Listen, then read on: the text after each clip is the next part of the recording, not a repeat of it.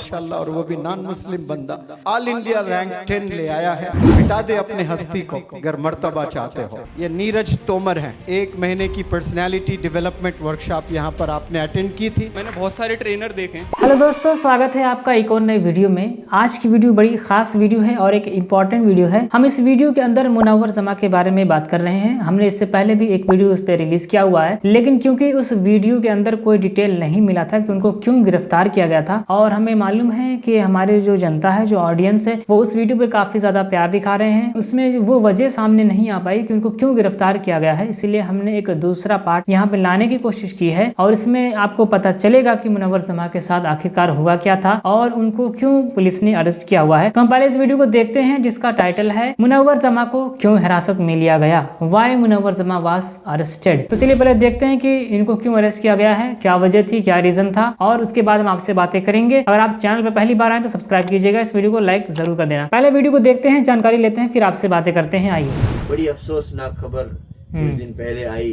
कि motivational speaker जनाब मुनव्वर जमा साहब को हिरासत में ले लिया गया, अरेस्ट कर लिया गया। और उसके पीछे वजह ये बताई गई क्या कि करीब में एक वाकया पेश आया था। सलमान ठाकुर नामी एक शख्स ने कुछ मूर्तियां तोड़ दी थी और वो जो मूर्तियां तोड़ने वाला शख्स था वो मोटिवेशनल स्पीकर जनाब मुनव्वर जमा साहब की यहाँ पर्सनालिटी डेवलपमेंट का एक कोर्स होता है। अच्छा। उस कोर्स में वो आदमी शरीक था और इस वजह से मुनव्वर जमा साहब को और उस होटल में जहाँ पर ये ऑर्गेनाइज होता है, जहाँ पर ये मुनाकिद होता है, होटल के लोगों को भी अरेस्ट कर लिया गया। अच्छा, ये बात है सामने जो बड़ी अफसोसनाक है, क्योंकि जिसने ये गुनाह किया उसे पकड़ना, उसे गुनाह की सजा देना बहुत जरूरी है, क्योंकि किसी भी मजहब की तौहीन नहीं होनी चाहिए। बिल्कुल सही। लेकिन अब ये कहना कि ये करने वाला शख्स फलां शख्स के प्रोग्राम में शरीक था, जबकि मुनव्वर जमा की शख्सियत ऐसी है कि अगर मुसलमानों के 2 फरीक में कहीं इख्तिलाफ और तजाद हो तो वो उनके दरमियान नहीं बोलते, तो अब दूसरे मजहब के बारे में बोलना तो बड़ी दूर की बात। आप एक इस वीडियो को देखें जो मुनव्वर जमा साहब के यूट्यूब चैनल पर मौजूद है और इससे अंदाजा लगाएं कि मुनव्वर जमा की शख्सियत किस नौइयत की और किस किस्म की है। एक नॉन मुस्लिम बंदा होता है और बाकी मुसलमान बंदे उसके ऑनर में खड़े होते हैं, उसको सलूट करते हैं, उसको प्यार करते हैं। ये एक ही बंदे के लिए नहीं, कोई भी बंदा यहाँ आता है उसको हम रिस्पेक्ट देते हैं। सुना करते थे कि 18-18 घंटे पढ़ना होता है, पढ़ाई के अलावा कुछ नहीं करना होता है, सिर्फ पढ़ना, तब जाकर आप सीए बन सकते हैं, सीएस बन सकते हैं। तो इंग्लिश हाउस एकेडमी का एक लड़का माशाल्लाह, और वो भी नॉन मुस्लिम बंदा, ऑल इंडिया रैंक 10 ले आया है। क्या बात है। स्टूडेंट्स सारे जितने गेस्ट हैं सब मोहब्बत निछावर करें उस बंदे को। और यही हिंदुस्तान है। इंडिया अगर देखना चाहते हैं कोई, वो इंग्लिश हाउस एकेडमी आए। भारत को अगर समझना चाहते हैं वो इंग्लिश हाउस एकेडमी आए। मिटा दे अपने हस्ती को अगर मर्तबा चाहते हो, मिटा दे अपने हस्ती को अगर कुछ मर्तबा चाहे कि दाना खाक में मिलकर ही गुले गुलजार होता है। जो आप गुले गुलजार आज नजर आ रहे हो, ये नीरज तोमर हैं।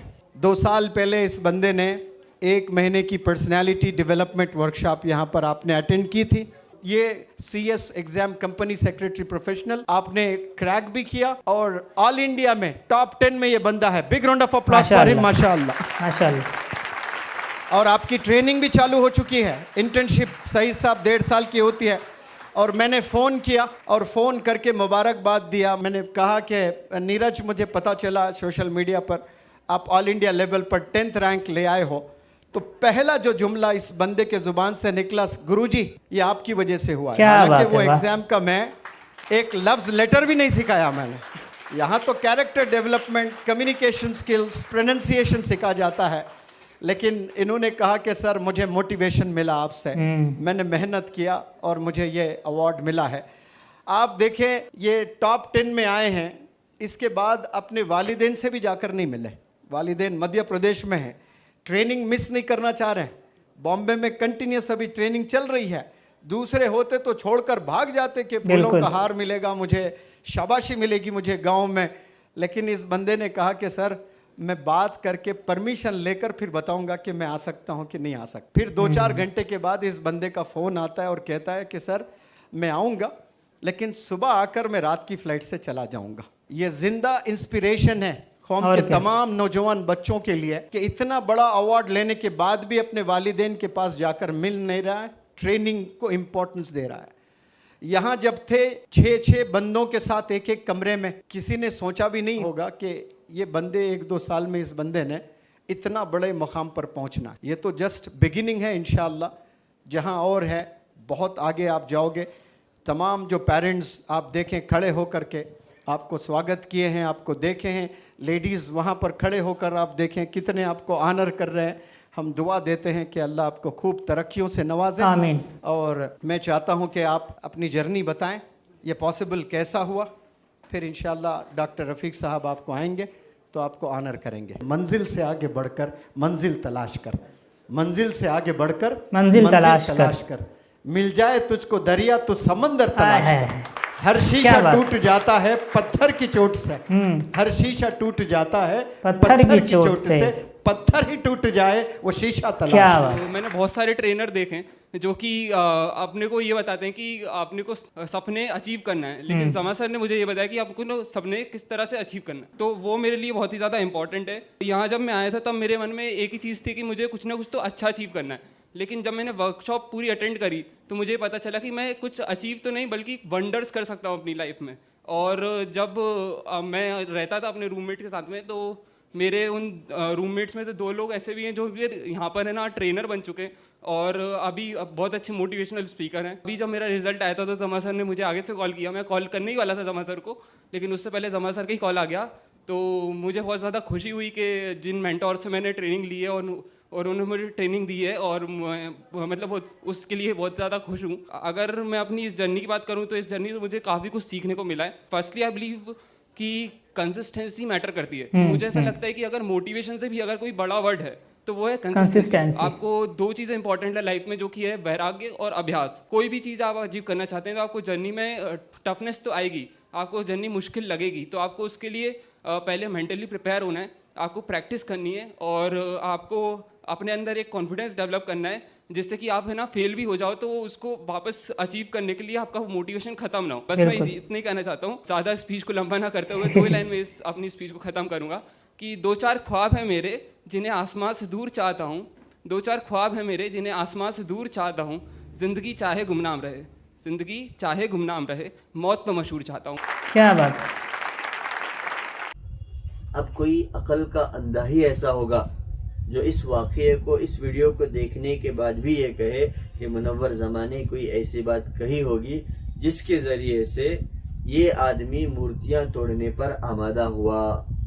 आप अपनी राय कमेंट में ज़रूर बताएं कि आप मुनव्वर ज़मा के बारे में क्या सोचते हैं। तो दोस्तों देखिए, यहाँ पे बात बिल्कुल सही है कि मुनव्वर ज़मा सर के इवेंट में काफ़ी लोग सुनने के लिए आते हैं, काफ़ी लोग उनको सुनते हैं, काफ़ी लोग उनको मानते हैं और बहुत सारी उनकी फ़ैन फॉलोइंग है, बहुत ज़्यादा फेमस इंसान है, पर्सनैलिटी है। तो जाहिर सी बात है कि उनके इतने बड़े फॉलोअर्स में कोई ऐसा भी होगा जिसने ऐसी हरकतें कर दी हैं। अब यहाँ पे जिम्मेदारी ये बनती है प्रशासन की और पुलिस वगैरह की, उस इंसान को पकड़ा जाए जिसने ये गलती की है, न कि जिसके इवेंट में ये आए हुए थे। तो ये तो बिल्कुल एक समझ लीजिए गलत इंसाफ है, क्योंकि जिसने गलती की है सजा उसको मिलनी चाहिए और सजा का वो हकदार भी है। अब ये बताइए, उनके इवेंट में कोई इंसान आया है, इसकी वजह से उनको अरेस्ट कर लिया गया। तो अगर ये मेन वजह है, मेन रीजन है मुनव्वर ज़मा सर की गिरफ्तारी का, तो मेरे ख्याल से हमारी गवर्नमेंट और हमारे प्रशासन को इस पे गौर व फिक्र करना चाहिए, क्योंकि ऐसे वाकयात तो काफी कुछ देखने को मिलते हैं। बहुत सारे बाबा लोगों के इवेंट में जरूरत से ज्यादा भीड़ आ जाती है और लोगों को फिर असुविधाएं होती हैं, तो फिर इनकी बेसिस पे उनको भी अरेस्ट करना बनता है और ये कोई रीजन नहीं बनता है किसी को गिरफ्तार वगैरह करने का। हमें उम्मीद है हमारे गवर्नमेंट, हमारी प्रशासन पे कि जो इंसान बेगुनाह है उसके साथ इंसाफ होगा और उसको इंसाफ जरूर मिलेगा। जितने भी लोग बेगुनाह हैं, हमारी दुआ है अल्लाह सबको जल्द से जल्द रिहाई अता फरमाए, आमीन। बाकी दोस्तों, इस वीडियो के बारे में आप क्या कहना चाहते हैं कमेंट बॉक्स में जरूर बताना। हम मिलेंगे किसी एक और नए वीडियो में नए टॉपिक के साथ। तब तक के लिए अपना ख्याल रखें, अपने परिवार का ख्याल रखिए। वीडियो देखने के लिए बहुत बहुत धन्यवाद। Okay, bye.